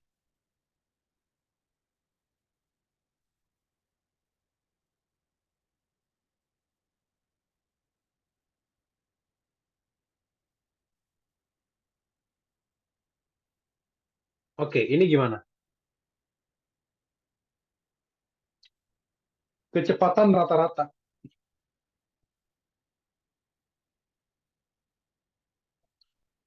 Eh, ya, sebenarnya ada beberapa teori sedikit ya.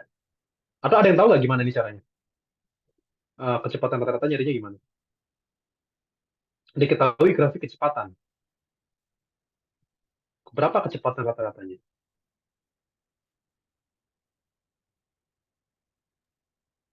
Kalau pakai luas trapesium Ya, bisa tadi. nggak, Pak?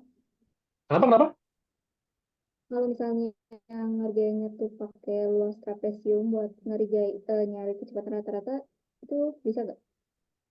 Oh ya, betul. Mencari luas trapesium. Tapi kenapa kita harus mencari luas trapesium?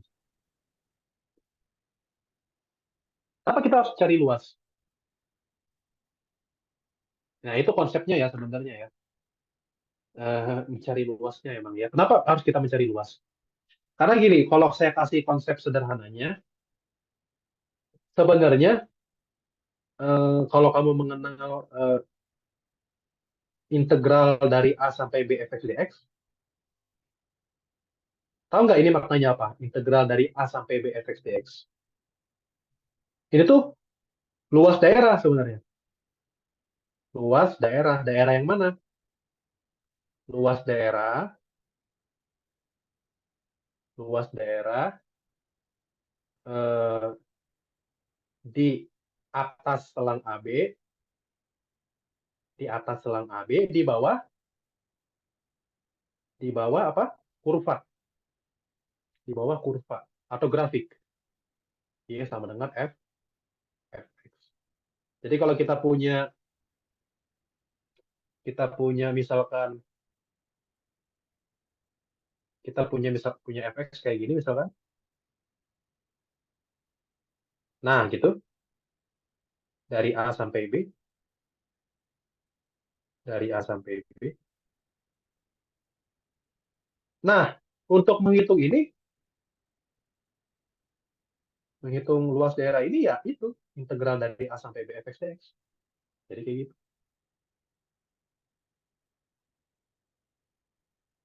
Oke, gitu ya. Nah, sekarang saya tanya, jadi sebenarnya ada yang namanya kecepatan rata-rata, ada yang namanya kecepatan sesaat. Apa bedanya kecepatan rata-rata sama kecepatan sesaat? Kalau kecepatan rata itu kan akumulasi. Akumulasi dari kita ada selangnya kan? Ada selangnya kalau kecepatan rata-rata. Tapi kalau kecepatan sesaat itu ya sekali lagi, kecepatan rata-rata itu ada selang waktunya. Kecepatan rata-rata ada selang waktunya. Tapi kalau kecepatan sesaat itu tuh kecepatan yang di speedometer. Kecepatan yang di speedometer. Jadi kalau dalam case ini, ketika pada yang apa ya? Ketika 1 jam, setelah 1 jam kecepatannya 50. Setelah 2 jam kecepatannya 100. Nah ini kecepatan di speedometer. Dan kecepatan di speedometer berubah-berubah dong ya. Kayak ini baru berangkat nih. Terus berhenti dia kan ya. Kan kayak gitu ya. Itu sebenarnya. Oke. Bedanya itu kecepatan saat. Nah, kecepatan saat itu sebenarnya mirip sama apa sih kecepatan tuh? Eh, Perubahan posisi gitu kan ya. Perubahan posisi ya kan dibagi perubahan waktu atau jarak dibagi waktu. Jarak dibagi waktu gitu ya. Sorry. Iya ya, jarak bagi waktu. Itu kecepatan. Kilometer per jam ya. Kilometer per jam, jarak bagi waktu. Atau, nah ini kan, nah, kalau ini kecepatan rata-rata. Bisa dibilang kayak kecepatan rata-rata. Tapi kalau kecepatan sesaat, kita buat delta T-nya menuju 0. Kayak di satu titik gitu loh. Di satu titik. Jadi kita limitkan sebenarnya. Limit delta T menuju 0. Alias ds per dt. Nah ini kan turunan, ya nggak? Ini kan turunan. Gitu. Sehingga kalau mencari Atau kita kali silang ya, kita kali silang. DS sama dengan PDT gitu ya. Kali silang ya, PDT. Terus diintegralin. Integralin. Integral dari A sampai B DS sama dengan integral dari A sampai B P PDT. Apa integral DS? S ya. Ini integral tuh kebalikan dari turunan. Kan turunan S1. Turunan S1. Jadi S dari A sampai B gitu ya.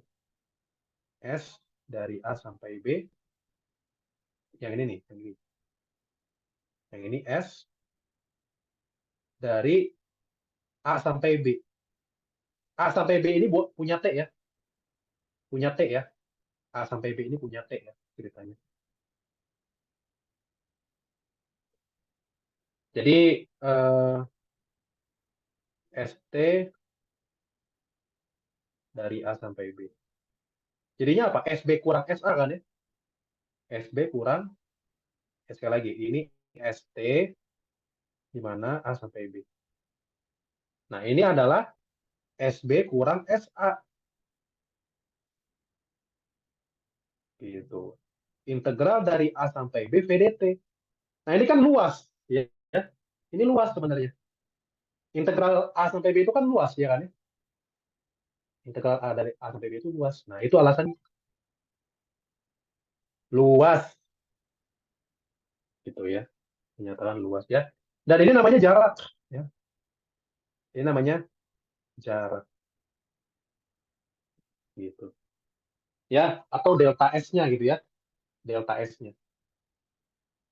Ya udah, berarti kecepatan rata-ratanya itu ya luas trapesium di sini, ya luas trapesium. Atau lebih tepatnya itu ya ini sih, saya tulis dulu deh, integral 0 sampai 5 ya, integral 0 sampai 5 PDT per waktunya berapa? Selang waktunya. Ya ini, 5 kurang 0. Gitu ya. Jadi sebenarnya formula umumnya tuh kecepatan rata-rata selama, ini kan selama 5 jam kan dari 0 sampai 5 ya. Gitu.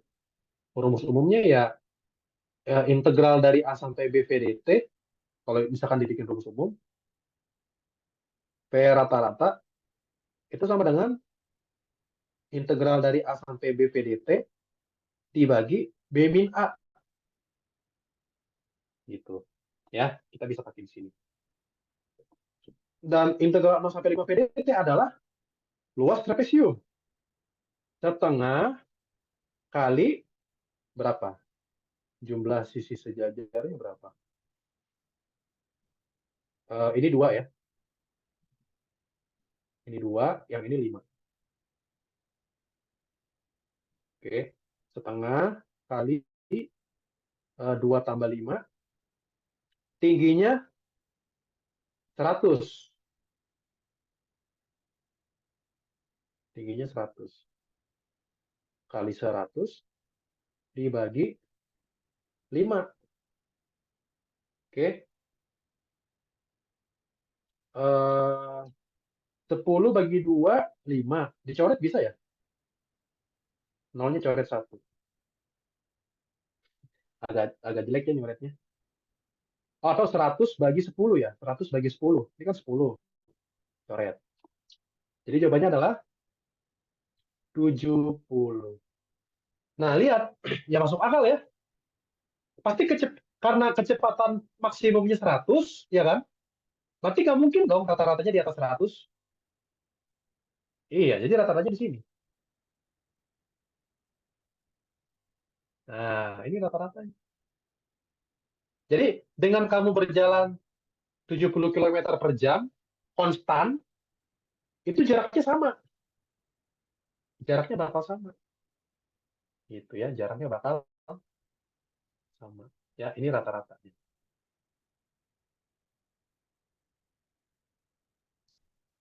Oke, jadi kayak gitu.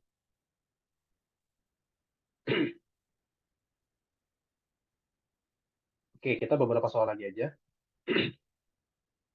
Jumlah luas 3 persegi panjang. Oh, ini mah kayaknya tidak sulit ya.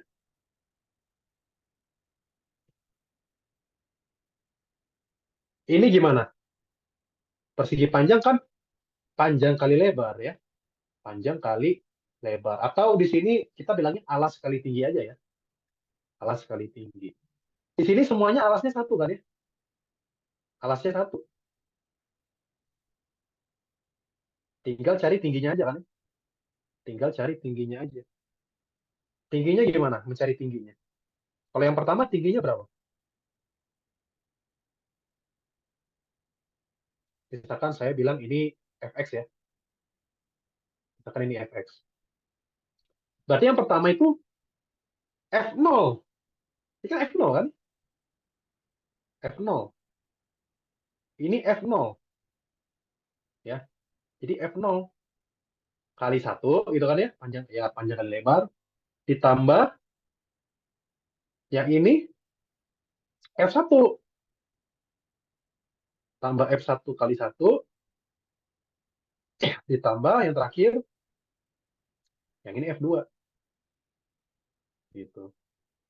Tambah f2 dikali 1 ya. Jumlah luas 3 persegi panjang ya. Sama dengan apa f0?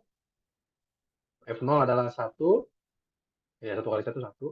F1-nya adalah 2, F2-nya adalah 5. 8. Gampang ya? Ini pengantar luas sebenarnya. Pengantar luas daerah di bawah kurva. Nantilah di di apa di kuliah.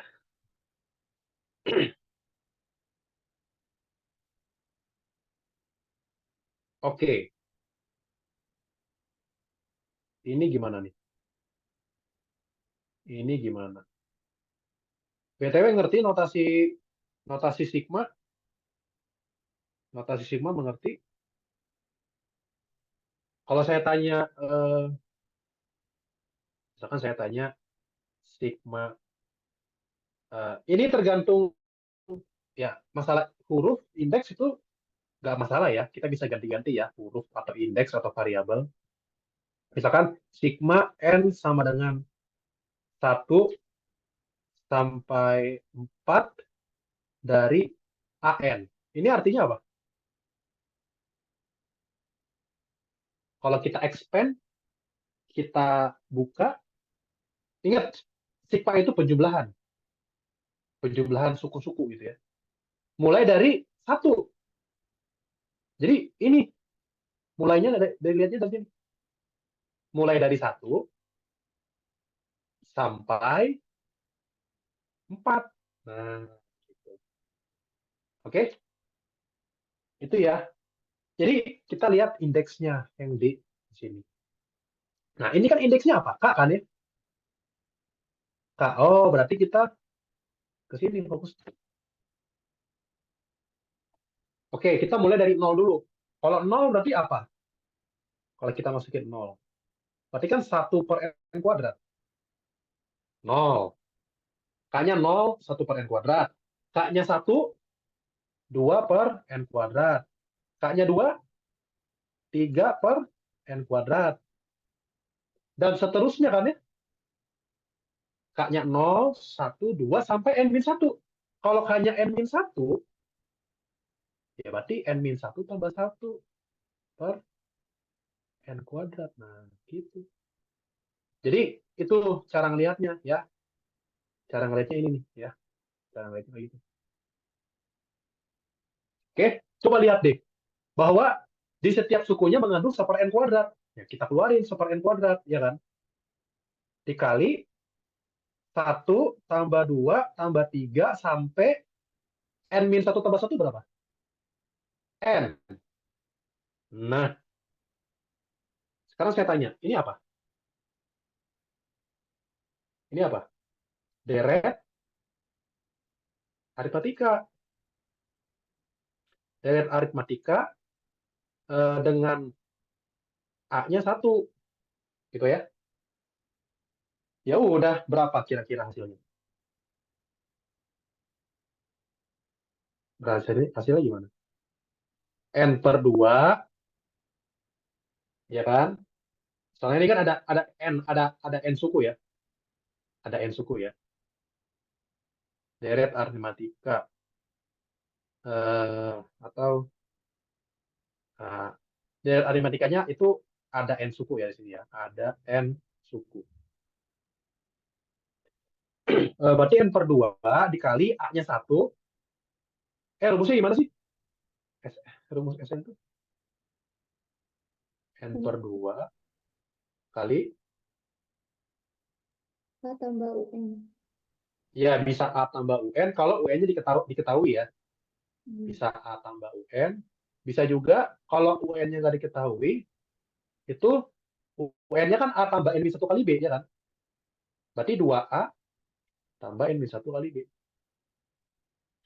Gitu. Kebetulan UN-nya N ya. Boleh juga, sebenarnya sama aja. UN-nya N. Jadi 1 ditambah N. Ya, berarti jawabannya, oh ya, udah lah ya. Berarti jawabannya adalah, berarti ini bakal sama dengan 1 N kuadrat kali, ya. Langsung kita kaliin aja ya. N kali 1, N. N kali N kuadrat. Per 2. Coba lihat PG-nya. Oh, PG-nya dalam ini ya, dalam apa namanya? Dalam bentuk yang sederhana ya. Eh, kenapa kita ini ya? Padahal mah factoring aja ya. N kali 1 plus N. Nah, dicoret N-nya ya, 1. Coret. Berarti jawabannya 1 plus N per 2N. Jadi jawabannya ada ya. Yang ini. Seperti itu. Itu nomor 80. Ya, untuk soal-soal berikutnya, kita coba di pertemuan berikutnya ya. Seperti itu. Atau kalian bisa coba secara mandiri. Oke. Ya, lumayan banyak yang kita coba. Bagus. Ya, mungkin kita cukupkan aja buat pertemuan kita hari ini ya. Oke. Thank you buat partisipasinya, antusiasnya ya. Dan sorry ya kalau tadi ngaret, karena saya baru ingat gitu ya. Coba diingetin. Tapi saya ingat ya. Gitu ya. Mungkin saling mengingatkan gitu ya kalau misalkan ada jadwal atau sesi. Dan nanti saya bakal share recording sama catatannya. Oke. Oke, thank you semua buat partisipasinya. Good. Sudah mengikuti les dengan baik. Semoga les hari ini bermanfaat dan tidak lupa ya, tidak cepat lupa terkait materi. Oke.